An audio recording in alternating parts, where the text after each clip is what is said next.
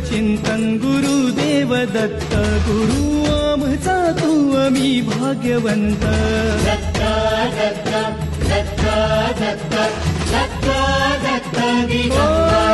अवधूत चिंतन गुरुदेव दत्त गुरु आमचा तू आम्ही भाग्यवंत नसे जन्म मृत्यू नुरे काही खंत ना प्रारंभ मध्य नसे काही अंत